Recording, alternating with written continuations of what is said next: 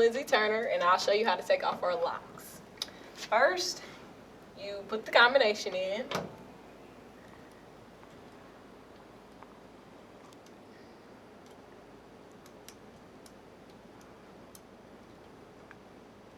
You push the lock in, and it'll come off.